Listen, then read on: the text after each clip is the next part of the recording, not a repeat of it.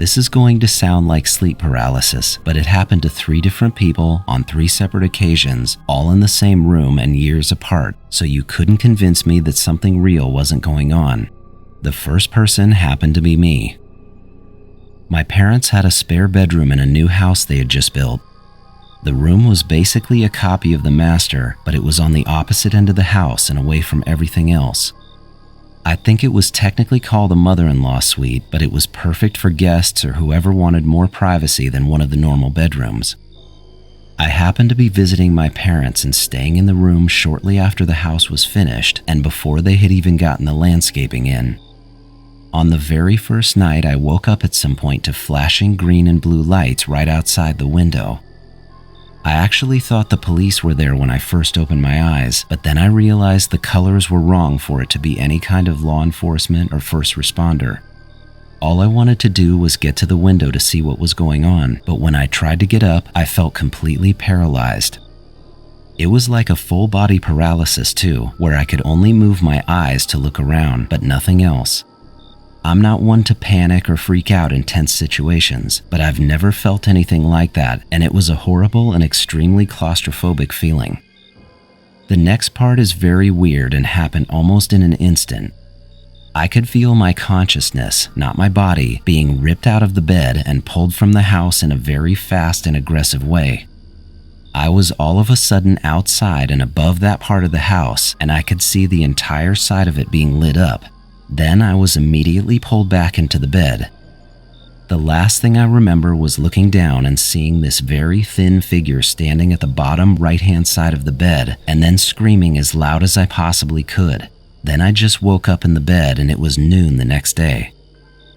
What's crazy to me is that my ex-wife had been sleeping in the bed next to me during all of it, and she didn't see or hear anything, not even me yelling at what felt like the top of my lungs. It was a disturbing experience and it stuck with me for most of that day, but I basically told myself it was just a vivid nightmare and that was it. About 2 years after that, I went up to my parents' house again for a family weekend, and I got there right when they were eating lunch. I hadn't even been there long enough to unload my car when my brother, who had gotten there the day before me, came bursting out of that same spare bedroom. His eyes were bloodshot and he was yelling at my mom and dad, asking them how they could have let this happen. He and I have never been very close, and I hate to say this about my brother, but he's kind of an all-around jackass to most people. So when he was yelling at them, I stepped in and put my hands on his chest, and then he looked right past me and literally screamed at them, "You let them take me." The second he said that, the hair on the back of my neck stood up. I got him to sit down and cool off, and then I asked him what had happened. He spewed out an identical experience to the one I had had 2 years earlier. He had seen the lights outside of the spare room exactly like I did, then was paralyzed, then was pulled outside against his will by what he called a shadow. The only difference was that when he was being pulled out of the room, it was slow and he had gone right past my parents in the living room. He said he was desperately shouting to them for help, but they didn't even look and completely ignored him as this thing took him away.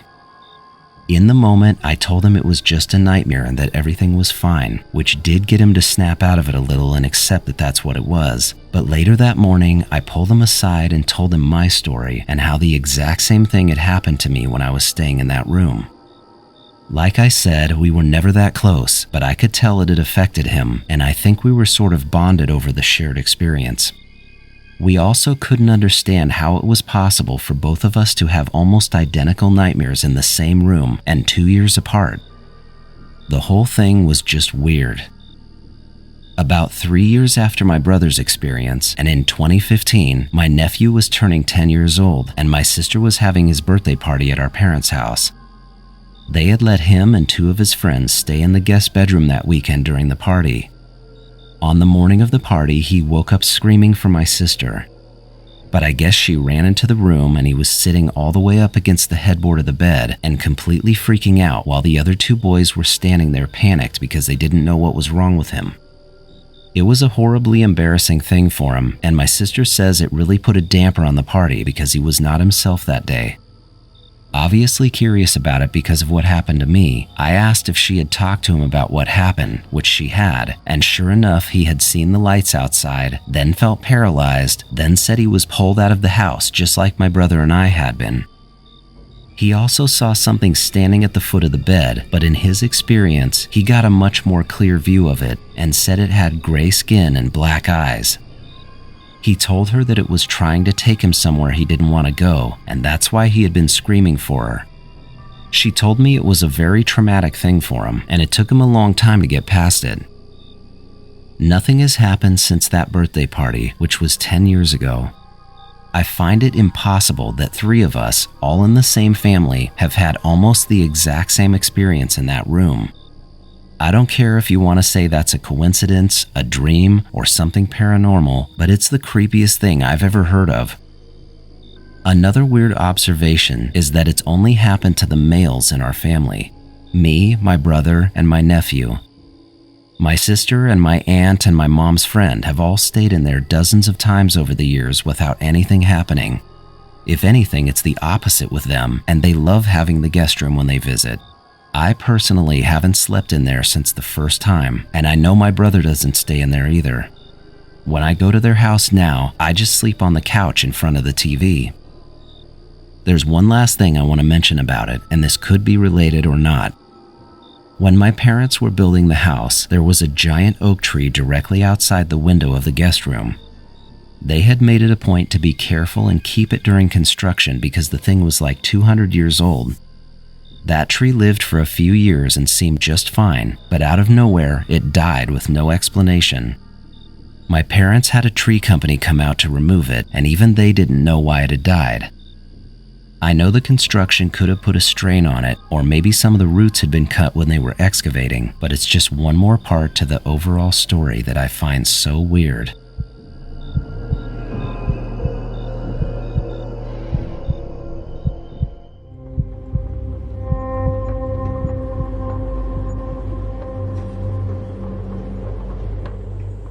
I have struggled with anxiety and panic disorder forever. When I first started getting symptoms as a kid, I had no idea what they were. Back then, anxiety wasn't something anybody talked about. All I knew was that certain situations would make me feel like I couldn't breathe or I was going to pass out. These panic attacks were horrible, and I never understood why I was like that. As I got older, my anxiety grew and the list of things I avoided got longer. And when I did have panic attacks, they would completely shut me down. It took me until I was 30 to finally try and get help for it. I started with counseling and tried a couple of prescriptions like Xanax and Ativan. They did help in the moment, but I hated how they made me feel and I really didn't want to spend the rest of my life relying on drugs. I also gave cognitive behavioral therapy a shot along with regular exercise and meditation, but none of it actually took it away. It was all like putting a Band-Aid on something that needed stitches. Randomly, a coworker and close friend of mine mentioned hypnotherapy. She had used it to quit smoking and said it worked surprisingly well for her. At that time in my life, I was desperate for any kind of relief from the anxiety, even if I was skeptical, so I gave it a try and went to the same wellness center and hypnotherapist that my coworker had gone to. I remember feeling incredibly anxious about the appointment itself, which was almost ironic. The idea of being too anxious to go to an appointment to fix my anxiety felt laughable, but as anyone who has it knows, it's all too real. When I got to the office, the hypnotherapist was incredibly calm and professional, which did help me relax a little. He explained the process and put me in a reclining chair as he started the session. He guided me through a series of commands and visualizations to quiet my mind, and I was listening to him, but my thoughts were still racing as usual, and I remember thinking to myself that there was no way it was going to work, but then it did. To me, it felt like falling asleep on accident, like when you're watching TV and doze off for a second, then kind of jerk awake, except I wasn't waking up. I was in this dreamlike state and looking down at my legs and bare feet. I was lying on my back and being moved into a room that looked very sterile, almost like a surgical suite. The walls were light gray with nothing on them, and there were bright lights above me. I could also hear noises around that reminded me of the hum of the engines when you're on an airplane, and also people moving around. It was such a weird place to be in, but what made it even more weird was that I could still hear the hypnotherapist talking to me. I knew on some level that I was still sitting in his office, but I couldn't wake myself up. Wherever I was, there were figures around me, and I realized I wasn't wearing any clothes, which gave me a very exposed and embarrassed feeling. I tried to cover myself up, but my arms were being held down by actual hands that I could see. That made me start to slip into a panic attack, and I remember starting to hyperventilate, but at the same time I could hear the hypnotherapist's voice, and he was telling me to stay calm and describe what I was experiencing. It was very surreal and felt like some kind of lost memory, but I didn't understand what was happening, which was very confusing. I remember looking up at the ceiling and seeing something so off the wall that it's hard to even describe it. There was an almost robotic arm coming down toward me, but the way it moved was so organic and natural that it makes me also want to say it looked alive. I watched it come down all the way to my thigh on my left leg, then it literally took a sample of my skin with this tiny scooping instrument that spun around. After that, it retracted back into the ceiling, and I felt this overwhelming sense of calm, like every ounce of fear and panic had just been switched off. And don't forget, I was still relaying every detail of this to the therapist in real time. That's when I got my first clear look at one of the figures around me. Whatever it was leaned down right at my face and looked me directly in the eyes. It was just inches away from me, and it was not human. It had vaguely human features, but the eyes were what terrified me. They were huge and completely black, like the eyes of a giant insect, and as soon as I saw it, I physically jerked myself out of the dream state and back into the room with the therapist. He was holding my hand and telling me everything was fine and that it wasn't uncommon to uncover repressed memories during hypnotherapy. He said some memories can be very traumatic experiences, and that what I saw could be a metaphor for something else created by my subconscious mind. But what I had seen did not feel like a metaphor. It felt like a real, crystal clear memory that I had forgotten. We went over everything one more time, and his opinion was that it was a representation of my anxiety. I'm sorry, but I just don't buy that. It was too specific and too weird. I don't put any blame on the therapist for this, but I left the session feeling worse, and it took me months to stop thinking about it. I felt like what I had seen had actually happened to me. The one detail that kept bugging me was the appearance of my legs in the dream. They looked like a child's legs, but they were mine and I was moving them. That detail tells me that whatever this was happened when I was young. I also can't make any sense of the surgery environment because I've never had any kind of surgery in my life, so I know it wasn't a distorted memory of that. And to top it off, I couldn't get the image of that thing's face out of my mind. I still wonder what in the world would cause me to conjure up a creature like that. It looked like it had the head of a praying mantis. I never went back for another hypnotherapy session because the experience was just too intense for me, and honestly, I was scared. Over time, I've come to firmly believe that what I experienced during that session wasn't my imagination or a metaphor. It was a real memory. I think it happened when I was young, and I think something was done to me, but I don't know any more than that. Frankly, at this point in my life, I don't want to know anymore. This is a totally unrelated side note, but I thought I'd mention it for anyone else battling crippling anxiety like I was. Since everything happened, my anxiety has greatly improved. It's still there, but it's much lighter and more manageable now. This was achieved completely on my own when I found a book called At Last a Life, written by a guy in the UK named Paul David. This book quite literally changed my life, and it helped me understand and manage my anxiety better than any drug or therapist ever could, and I mean that. The author dealt with his own debilitating symptoms, so it comes from someone who actually knows how it feels. Anyway, I just wanted to mention it, and I can't recommend it highly enough to anyone out there struggling. Seriously, get the book.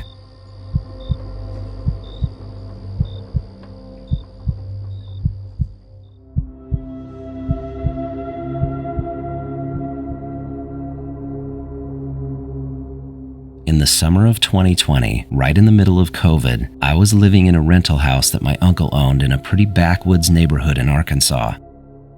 Right across a gravel road from me was my neighbor Jeff and his family, and from my living room window I had a perfect view of the front of their house and their front yard.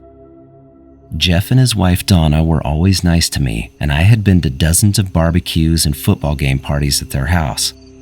I had also had countless chats with Jeff in the yard and in the driveway when we were both outside at the same time. He is as much of a redneck as a person could be, so talking with him was never boring. I want to mention all of that because I really like both of them, but they're also the kind of people that you could call rough around the edges. They are loud. Their 2 kids are even louder, and they're not shy about having arguments out in the open. It didn't matter if they were in the house cooking breakfast or out in the front yard at midnight, it wasn't uncommon to hear them yelling at each other from across the street at any time, day or night. There was never any kind of violence between them, and they definitely loved each other. They just liked to argue as hard as they liked to party. One random weeknight, I had just finished eating after work and I was on my couch watching TV. I don't know what time it was, but probably around 10 o'clock when I heard the familiar sound of them arguing across the street. They were outside of their house, and since my windows were wide open, I could hear that it had something to do with the cost of one of their kids' braces. Then that escalated into personal jabs about who worked harder. I'm not proud of it, but I'm human, and I lifted one of the blinds to watch without anybody seeing me. It's not that I was trying to spy on them, but when a couple is shouting at each other right outside your window, it's hard not to look. They had started in the driveway and then moved their way out to the front yard, and right as they were standing face to face in their yard, I felt and heard this low vibration go all the way through my house.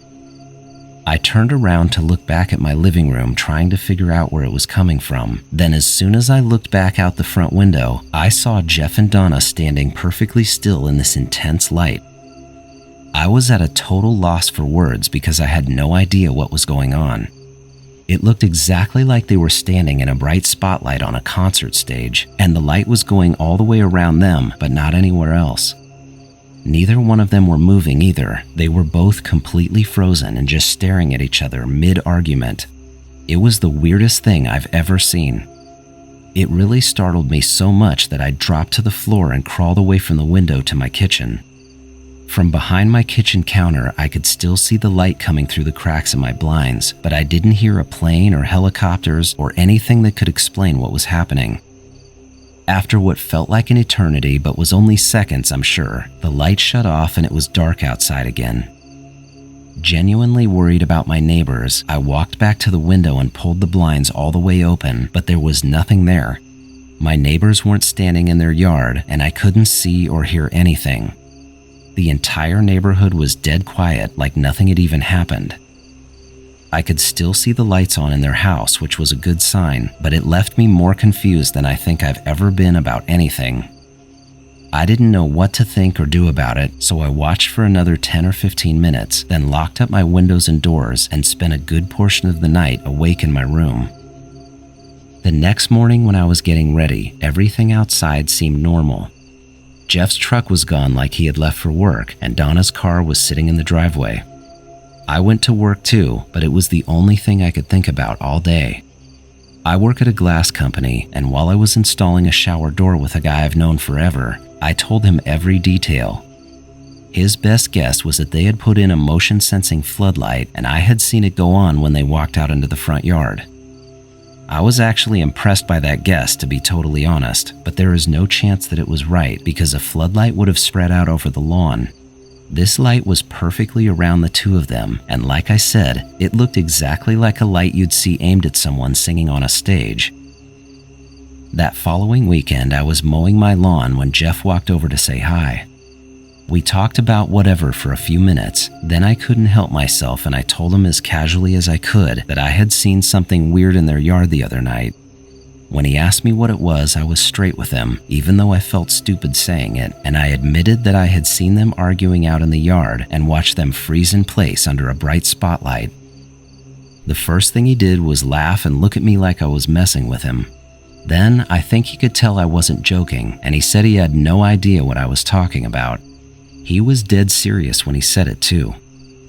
I really didn't want to be awkward, but I told him a second time that I had seen them in the front yard together, then saw a bright spotlight shining directly down on them. I could see the blank look on his face immediately. He had no clue. I also asked if he put up a floodlight somewhere on the house or out in the yard, and he told me that he hadn't done anything like that. I didn't want to make things weird, so I brushed it off and I told him I must have dreamt it, and then we moved back to a normal conversation, but I was barely there mentally for the rest of the time we were talking. I came to the conclusion that he must have had a few too many that night and just didn't remember what had happened. That still didn't clear anything up for me though. Months later in the fall, I was over at their house with a bunch of other people for a barbecue.